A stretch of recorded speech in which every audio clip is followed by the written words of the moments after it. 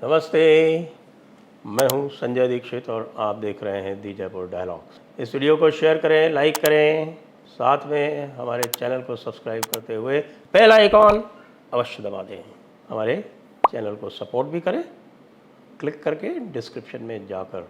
पाकिस्तान में मच गया है हड़कंप। अब आप पूछेंगे भाई हड़कंप क्यों मच गया है? क्योंकि पाकिस्तान में हड़कंप मच गया है दो वजहों से। एक तो आपको ध्यान है कि भाई पाकिस्तान वालों ने एक अपना प्रेस्टीज इशू बना रखा है कि भाई भारत जब तक धारा 370 को वापस लागू नहीं करेगा जम्मू और कश्मीर पर, तब तक वो भारत से बात नहीं करेंगे। वैसे उनसे बात करना चाहता कौन है? ये उनको सपने आते हैं कि हम उनसे बात करना चाहते हैं। तो कल धारा 370 के ऊपर सुप्रीम कोर्ट में 5 जजेस की बेंच में सुनवाई शुरू हुई और साथ ही साथ गिलगित बाल्टिस्तान में खेला हो गया। और वो खेला क्या हुआ? वो बड़ा इंटरेस्टिंग मामला है भाई। वो ऐसा हुआ कि अचानक जो भी पाकिस्तानी घूम रहे थे गिलगित बाल्टिस्तान में, या जो गिलगित बाल्टिस्तान के लोग भी जो थे, उनको पाकिस्तान के जो बहुत सारे ऑफिशियल चैनल जो भारत में बैंड हैं, जी हाँ, जैसे पाकिस्तान गवर्नमेंट का चैनल बंद है, जैसे आईएसआई के कई चलाए हुए चैनल बंद हैं, तो वो वहाँ पर दिखाने लगे कि this channel is band in India. हम लोगों ने देखा कि भाई ये क्या हो गया। गिलगित बाल्टिस्तान में जो पाकिस्तानी घूम रहे थे वो तो परेशान हुए, गिलगित बाल्टिस्तान वाले खुश हो गए अचानक। गिलगित बाल्टिस्तान वालों में से कुछ ने तो सोचा, जो रिमोट लोकेशन में थे, कि लगता है कि भारतीय सेना आ गई है और भारतीय सेना ने गिलगित बाल्टिस्तान को पाकिस्तान से मुक्त करा दिया। और जो पाकिस्तानी थे वो सोच रहे थे कि भाई हम कहाँ फंस गए, हम इंडिया में कैसे फंस चुके हैं। अब इसको लेके पाकिस्तान में बिल्कुल उनकी जो सारी की सारी सरकार है, सारी की सारी मिलिट्री है, सारे के सारे उनके जो सहाफ़ी जिनको बोलते हैं, यानी कि जो जर्नलिस्टिक कम्युनिटी है, वो सर के बल खड़ी हो गई है।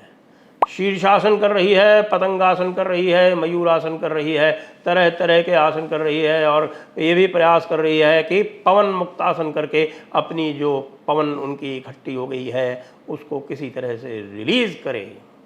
जी हाँ, हुआ क्या कि ट्विटर ने गिलगित बाल्टिस्तान को जीआई टैग कर दिया है भारत के साथ।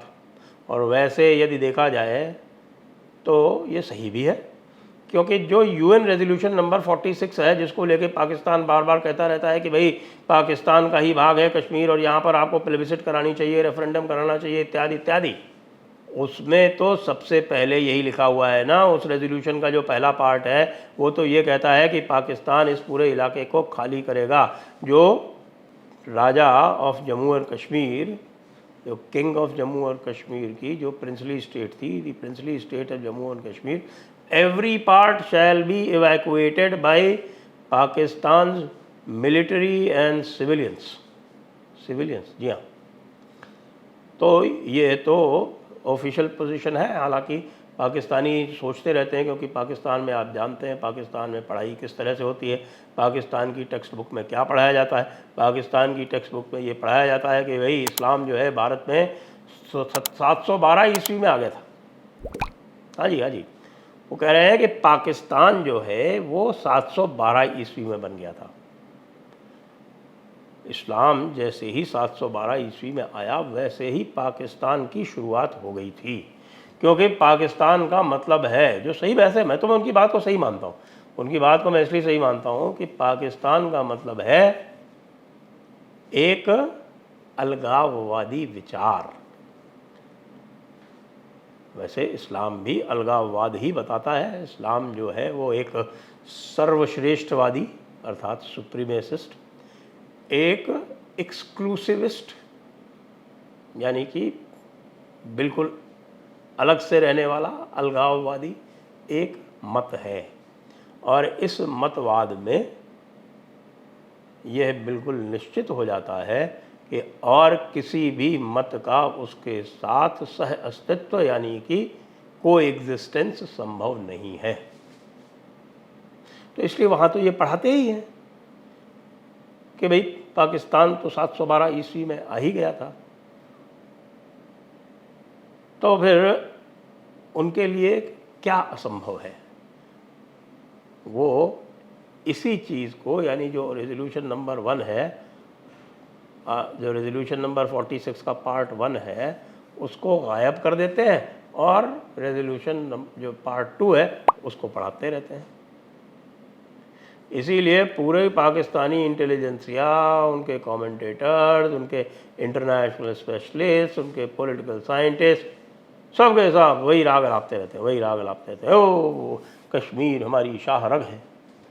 अरे भाई, कश्मीर तुम्हारी शाह रग कैसे होगी जब वह भारत की पार्लियामेंट 1994 में उसको अपना अभिन्न अंग घोषित कर चुकी है, और अब तो ट्विटर ने भी इसको मान लिया। अब यह है, मुझे लगता है कि ये एक अच्छा आरंभ है, एक अच्छा आरंभ है, न्यू बिगिनिंग है कि अंतर्राष्ट्रीय जो एजेंसीज हैं या जो अंतर्राष्ट्रीय संगठन है वो भारत की जो क्लेम है उसको अब पहचान दे रहे हैं, रिकॉग्निशन दे रहे हैं। साथ में भारत ने सुप्रीम कोर्ट में भी आर्टिकल 370 के फेवर में अपना पूरा का पूरा केस वहाँ प्रस्तुत कर दिया। कल वहाँ सुनवाई हुई थी, 5 जजेस की बेंच थी, 5 जजेस की बेंच जिसमें से हमारे CJI चंद्रचूड़ साहब थे, और आगे आने वाले भविष्य में आने वाले कम से कम 3 CJI थे, और जो नंबर 2 के SK कौल साहब हैं वो थे। तो justice Chandrachud, justice Kaul, justice Gavai, justice Sanjiv Khanna और जस्टिस सूर्यकांत, इन 5 लोगों की बेंच ने उसकी सुनवाई आरंभ की, और सुनवाई में उसने आरंभिक नोटिस जारी कर दिया। और अब अगली सुनवाई 1 अगस्त को होगी। भारत सरकार ने अपना उत्तर उसमें दे दिया है, और उत्तर में ये बताया है कि यह पूरा 370 निष्प्रभावी होने के बाद से कितना अंतर पड़ा है, और 370 के निष्प्रभावी होने का जो मेरे विचार से जो अगला कदम है, जो अगला चरण है, वो है गिलगित बाल्टिस्तान और तथाकथित आज़ाद कश्मीर का भारत में विलय। भारत में विलय तो देखिए आधिकारिक रूप से तो पहले ही हो रखा है, लेकिन उसका भारत द्वारा उसके ऊपर कब्जा किया जाना, पजेशन जिसको बोलते हैं, कि वो जो है भारत के पजेशन में नहीं है। उसके लिए क्या करना पड़ेगा? उसके लिए जो हो रहा है वो पाकिस्तान स्वयं कर रहा है, उसे हमें कुछ करने की बहुत ज़्यादा आवश्यकता नहीं है। आपने देखा होगा जो POJK के एक्टिविस्ट हैं अमजद अयूब मिर्ज़ा, जो अभी 2-3 दिन पहले जयपुर डायलॉग्स पर आए थे, वो क्या कह रहे थे? वो कह रहे थे कि भाई आज की डेट में यदि वहाँ पर रेफरेंडम भी करा लिया जाए ना, तो उसमें अधिकतर लोग जो हैं वो भारत के साथ जाना पसंद करेंगे। क्यों करेंगे? क्योंकि उनको दोनों क्षेत्रों के विकास में पूरा अंतर दिख रहा है। न केवल विकास में अंतर दिख रहा है, उनको ये भी दिख रहा है कि किस प्रकार से जो कश्मीरी हैं उनको कितनी स्वतंत्रता है। अलावा इसके कि भाई पूरे विश्व में पाकिस्तान की जो एजेंसी हैं वो हल्ला मचाती रहती हैं, वो दुष्प्रचार करती रहती हैं कि भाई देखिए कश्मीर में, जम्मू कश्मीर में, विशेषकर कश्मीर घाटी में कोई स्वतंत्रता नहीं है, कोई फ्रीडम ऑफ एक्सप्रेशन नहीं है। अब वो फ्रीडम ऑफ एक्सप्रेशन की तो बात क्या करेंगे, उनकी तरफ तो भाई न तो सड़कें हैं, न अस्पताल हैं, न बिजली है, और तो और ऐसे क्षेत्र में जहाँ इतनी बरसात होती है वहाँ पर शहरों में पानी भी नहीं है। यह स्थिति है। जो शहर झेलम के किनारे या हमारी किशन गंगा के किनारे नहीं है, जिसको नीलम कहते हैं, वहाँ पर उन क्षेत्रों में पानी की भी भयंकर समस्या है। तो न बिजली, न सड़क, न पानी, न अस्पताल है क्या वहाँ पे। फिर वो तुलना करते हैं कि देखिए 2 इंटरनेशनल एयरपोर्ट हैं, और श्रीनगर से तो पूरी दुनिया में फ़्लाइट्स जाती हैं। श्रीनगर में और कश्मीर घाटी में जो सड़कों की स्थिति है वो पूरे भारत में लगभग सर्वोत्तम है। सुरंगों का, रोड टनल्स का, रेलवे टनल्स का पूरा जाल बिछा हुआ है। दुनिया का जो सबसे बड़ा ऊंचा जो ब्रिज है, जो आर्च ब्रिज है, चिनाब ब्रिज, वो भी जम्मू कश्मीर में ही है। जम्मू कश्मीर में टूरिस्ट की संख्या जैसा कि बताते हैं वो आज तक के सारे कीर्तिमान तोड़ चुकी है। ये तो भारत सरकार ने अपने शपथ पत्र में सुप्रीम कोर्ट में कहा है ऑन रिकॉर्ड। भारत सरकार ने ये भी कहा है कि भाई जो पत्थरजीवी थे वो भी समाप्त हो चुके हैं। 2023 में पत्थरबाजी की अब एक भी घटना नहीं हुई है। क्यों नहीं हुई है?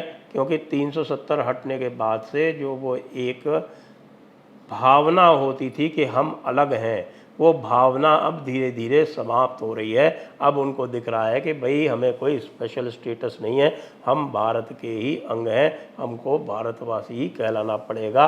वो उस तरह से नहीं जैसे वो अहमद शाह जिलानी कहा करता था कि भाई ये ठीक है, हमारी मजबूरी है कि हमें भारत का पासपोर्ट लेना पड़ रहा है, वैसे हम तो भारतीय नहीं हैं, हम तो कश्मीरी हैं, हम अलग हैं।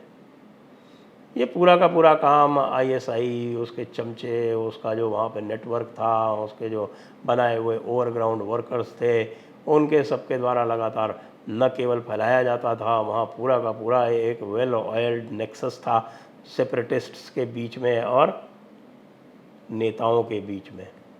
अब वो सब धीरे धीरे टूट रहा है। ये तो थोड़ा सा भारत सरकार और ये निश्चय कर ले और ये घोषणा कर दे कि भाई यहाँ की समस्या जो है वो जिहाद है। और कुछ लोग जो हैं हमारे इस्टेब्लिशमेंट के, जो ये सोचते हैं कि जिहाद को पाला जा सकता है या जिहाद को तुष्ट किया जा सकता है, संतुष्ट किया जा सकता है या उनको तृप्त किया जा सकता है, नहीं, ये नहीं हो सकता। ये अगर स्पष्टीकरण हमारी ब्यूरोक्रेसी में हो जाए, हमारे पुलिस इस्टेब्लिशमेंट में हो जाए, हमारे मिलिट्री इस्टेब्लिशमेंट में हो जाए, तब तो फिर वो भी बाकी जो है वो सारा का सारा जो एक नैरेटिव बना हुआ है, थोड़ा बहुत जो बचा हुआ है, वो भी समाप्त हो जाएगा।